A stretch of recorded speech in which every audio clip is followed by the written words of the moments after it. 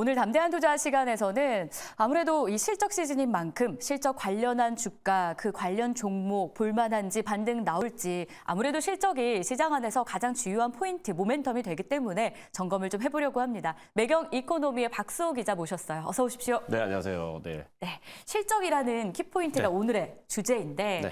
첫 번째 기업을 어디로 선정해 오셨을지 참 궁금해요. 네. 한번 열어볼까요? 일단 저는 메리츠 금융지주.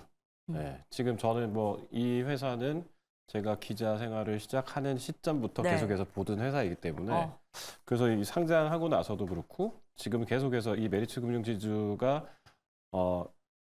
그 배당을 하는 전략이라든지 아니면 순이익을 내는 방법이라든지 이런 것들 때문에 계속해서 지켜보고 있는데 오늘도 오르고 있습니다. 그래서 지금 52주 신고가를 계속해서 경신하고 있는데 네. 금융주가 사실 이렇게 하기 정말 힘들거든요. 그렇죠. 근데 이게 어떻게 이렇게 됐냐 이렇게 따져보니까 역시나 배당을 파격적으로 많이 하고 있습니다. 그리고 또 이제 실적이 아주 좋죠. 그래서 이 4분기 실적을 포함해서 여러 실적을 다 포함해보면 여기만큼 이렇게 뚜렷하게 실적 향상이 일어나는 금융지주가 잘 없다. 근데 이게 이제 보험과 증권 중심으로만 있는 은행이 없는데도 불구하고 이 정도 순이익을 내는 곳은 없다. 그러니까 여기가 계속해서 지금 수급이 몰리는 것 같습니다. 오늘 신고가 경신했다 네네네네. 말씀 주셨는데 지금도 주가 굉장히 흐름 네네네. 좋잖아요. 1% 넘게 오르고 있는 그렇습니다. 상황인데 이 강세 배경이 뭔지 궁금해요. 실적도 사실은 그 배경이 되지 않을까 싶기도 하고요. 일단 보험 쪽에서는 네. 작년에 IFRS 17, 맞아요. 17 이렇게 이야기합니다만 IFRS 17과 관련돼 있어서 보험이 어디까지 그러면 순이익을 잡을 것인가를 자기들이 이제 정하는 건데 여기서 보면 보장성을 많이 갖고 있는 회사 이런 쪽에서 그러면 앞으로 이제 흔들릴 여지가 없으니까 이걸 다 이익으로 잡아준단 말이죠. 그래서 이런 부분들을 계속해서 강세를 갖고 있는 데가 메리츠 화재인데 메리츠 화재가 여기에 순이익을 담았고 메리츠 그리고 이 메리츠 금융지주가 메리츠 화재만 있는 것이 아니라 메리츠 화재, 메리츠 증권 그리고 메리츠 금융지주 이런 것들이 다 통합을 해버렸습니다. 그래서 이거 자체를 하나의 그 종목으로 만들었는데 이게 작년에 출범했습니다만 이 종목이 그래서 배당을 순이익의 절반은 주주들한테 배당을 하겠다 그랬는데 작년 12월 실적 잠정 실적을 보면 순이익이 2조가 넘었다. 와. 이러니까 뭐 주주들 입장에서는 굉장히 반갑죠. 이게 지금 기적의 세븐틴이라고 저희가 알고 있잖아요. 네네네네. 진짜 기적을 또 실적으로 보여준 그런 그렇습니다. 사례가 되고 있고 그 효과를 금융지주 쪽에서 메리츠에서 누리고 있는 상황인데요. 자, 그러면 금융주를 첫 번째로 문을 네. 열어봤고 다음이 더 사실 전 개인적으로 궁금해요. 네. 왜냐면 저희 집에 그 해당 물건이 정말 해당 물건 많이 있거든요.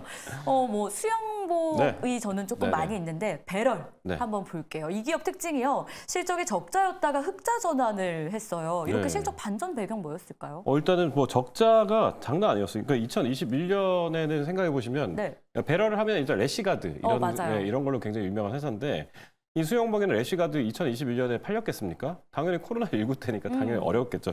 2022년도 굉장히 어려웠습니다. 그러다 보니까 이 2022년 이런 때에 이제 결국 대주주가 바뀝니다. 왜냐하면 코로나19에 이제 창업자가 굉장히 힘들었기 때문에 그래서 누가 그럼 사갔는지가 굉장히 궁금해지는데 이 회사를 사간 곳이 더 네이처 홀딩스 여기 역시 상장사입니다. 그 내셔널 지오그래피로 유명하죠. 그래서 이 브롬튼 런던 이런 회사들도 갖고 있는데 이 더 네이처 홀딩스가 지금 현재도 굉장히 사업을 잘하고 있어요. 한 연간 5천억에 영업이익률 한 15%씩 내고 있는데 이 회사가 배럴을 갖고 가니까 그래서 2021년에 매출액이 215억대였는데 이게 지금 올해만 놓고 보면 지난해부터 반전이 시작돼서 3분기까지만 집계했는데도 매출액이 488억 원, 영업이익은 뭐 84억 원. 그러니까 480억, 거의 500억인데 영업이익이 83억 원이면 거의 뭐 20%대 이익이 네. 나는 거죠. 그것도 누적 3분기까지인데 1년치도 다 아닙니다. 그러니까 이거 보면 2년 만에 어떻게 이렇게 환골탈태를 할 수 있었는지 이것만 봐도 사실 주가는 너무 지금 사실 좀 저평가돼 있다 이렇게 볼 수 있겠습니다. 그러네요.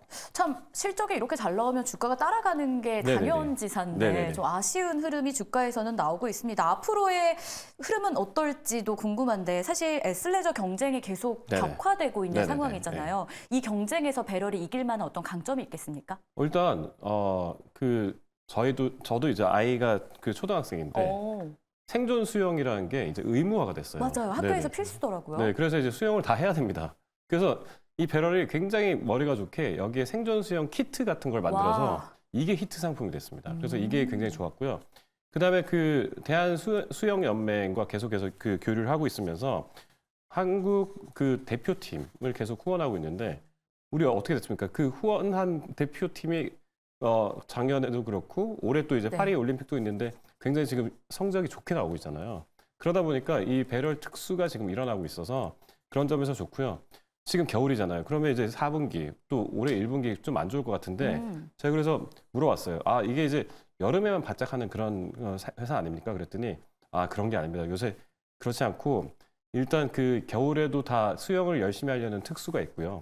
여기에 더해서 지금 이제 해외로 지금 다 가잖아요. 그러니까 따뜻한 나라로 다 그 여행을 갈 때 배럴 제품을 많이 사서 간다고 합니다. 그래서 이런 부분들까지 포함을 하니까 그러네. 이렇게 꾸덕꾸덕해지잖아요. 그래서 이 부분들을 놓고 보면 아, 배럴 성장세가 옛날에는 여름에 반짝 특수였는데 지금은 사계절 계속해서 탄탄하게 매출을 받쳐준다. 그래서 이 종목 다시 한번 봐야 된다.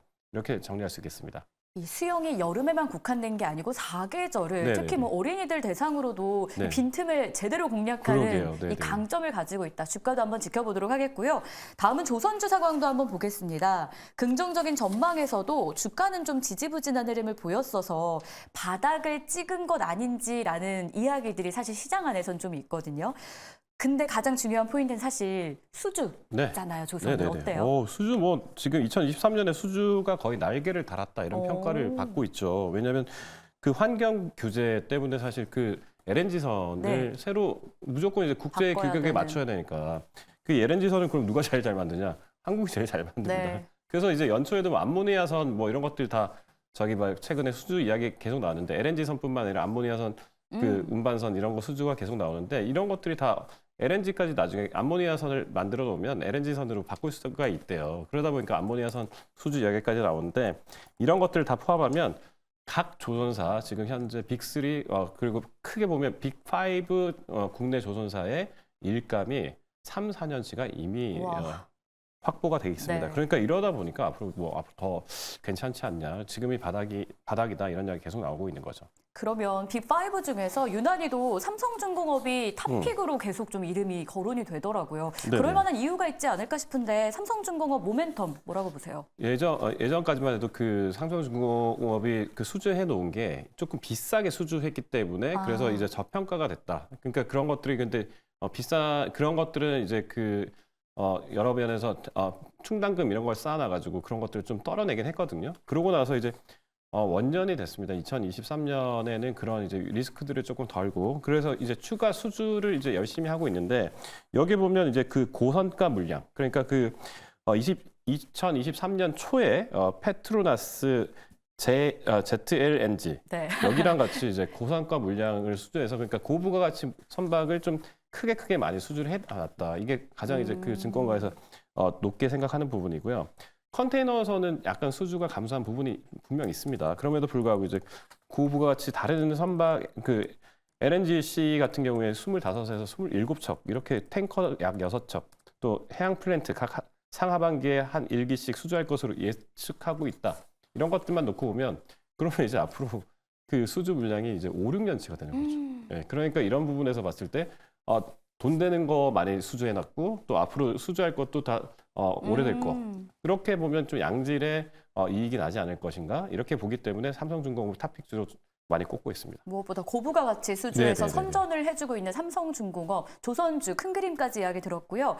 자, 다음으로 한 섹터 이 종목 이야기 좀 마무리 차원에서 해봐야 될 것 같아요. 현대차, 네. 기아. 어제 정말 좋은 실적을 발표했어요. 영업이익 기준으로는요. 현대차가 삼성을 제쳤다라고 하죠. 1위, 그러니까 1등을 한 거예요. 실적 네, 측면에서.